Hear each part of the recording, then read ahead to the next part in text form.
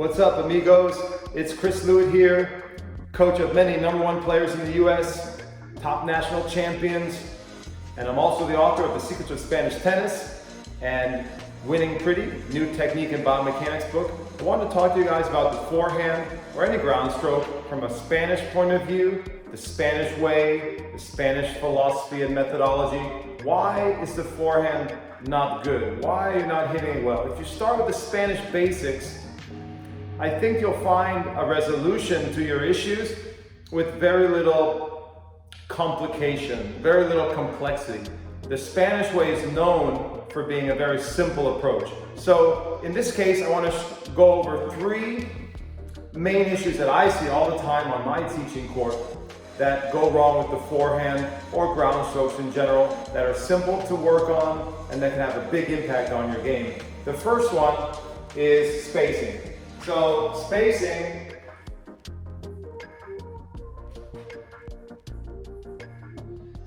in Spain is typically how you receive the ball. So it's the footwork, it's the eyes reading the ball coming in. And I see kids all the time that have trouble with their spacing. A lot of my students have trouble with their spacing, could be an adult too. The ball comes in and you're either too close to the ball. If you're too close to the ball, you get cramped and your arm doesn't extend well. The ball can be too high, and that can be difficult to manage. The ball can be too low, lower than your knees, for example, or even below your waist. It's a little more difficult to control. In Spain, the famous saying in Spain is, keep the ball between your hips and your shoulder. Between your hips and your shoulders. So stomach level, chest level, this area, the strike zone, as we might say in the US. That phrase was coined by the late and great Pato Alvarez, William Pato Alvarez. And there's an obsession in Spain about receiving the ball well with perfect spacing. So that means the ball's coming in, you measure, you have a good distance from your body, you have a good distance out in front so you can meet the ball early, and you don't let the ball get late or too low or too high. And that's the spacing. Most people that I see have trouble with their spacing, but they're taking lesson after lesson and they're working on something technical, but their spacing is wrong. So from a Spanish point of view, spacing is like the #1 priority, and you gotta work on it every day. In fact, Pato Alvarez used to clean his students' footwork and spacing every day. He believed that was key to becoming an elite world-class player. So number 2 is body control. So body control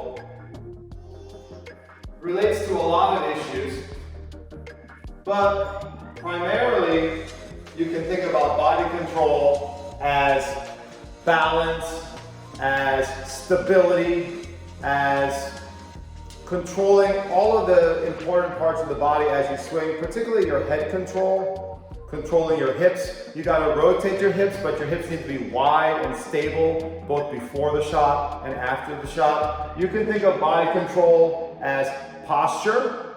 Posture is a great substitute word for body control. You want to have good awareness of your body within space. Most kids, most adults that I work with on the court, they have big struggles with body control. When they try to hit the ball, their head's flailing. They're losing control of their balance. Their legs are flying everywhere. Body parts are flying all over the place. So body control is a very big part of the Spanish way and a very important element if you're trying to hit the ball with control. There are many great Spanish coaches, including the legend Tony Nadal, who say that if you can control your body, you can control the ball better. So it's very important when you're hitting the ball to be in control of all your body parts, particularly your head, which tends to be linked with the balance. And so often I see players who, when they hit the ball, they have very little body control. They're wild with their body, and the ball is subsequently wild. The ball is going all over the place because the players are not in balance controlling their body.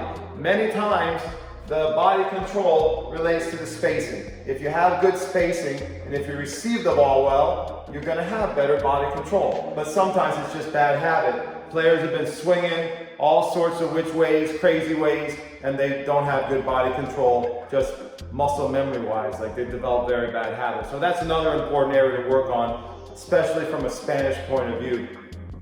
And the third one I would call elasticity, or staying loose.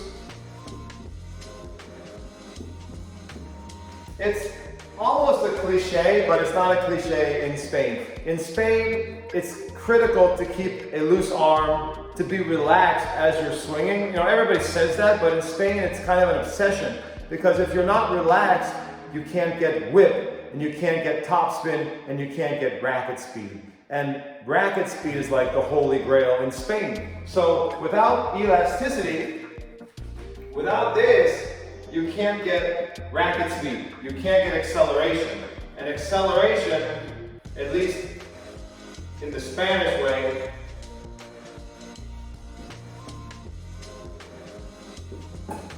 acceleration is so important in Spain. And now if you see at the professional level or at the elite junior level, acceleration is important all over the world. To be an elite player, you have to have incredible acceleration.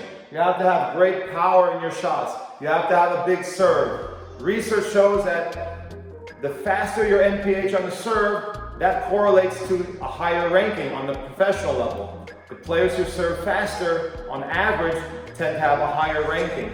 But we know that the forehand is also important. Having a lot of NPH on your forehand, having great racket speed on your forehand is going to be determinant at higher levels of the game. And you just can't do that without being elastic. So what I see is many of my students, both juniors and adults, is when they try to hit the ball harder, they get tighter. I just had a kid on my court the other day and we were talking about this very subject. Is when you try to hit the ball harder, you clench up your muscles, you get tension running down your arm or your arms, and the ball ends up having less spin, and you have to force the ball, which over time can lead to injuries because you're putting more load on different parts of the kinetic chain.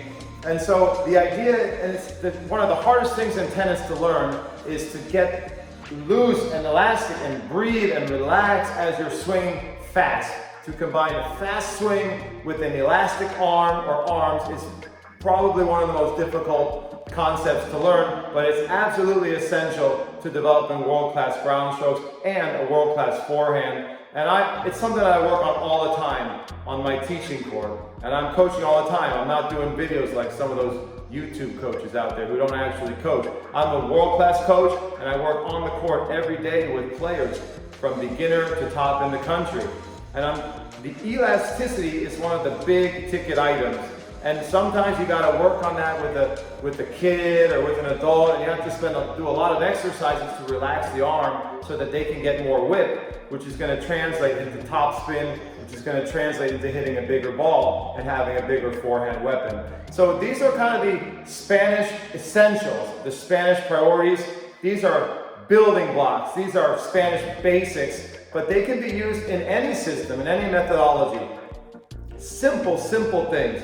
They don't have to do it, they're not overly technical. They don't have to do too much with technical detail. Spacing, body control, elasticity, which leads to acceleration. Those are the tenets of Spanish tennis, and these are sort of like the big technical things in the Spanish tennis world.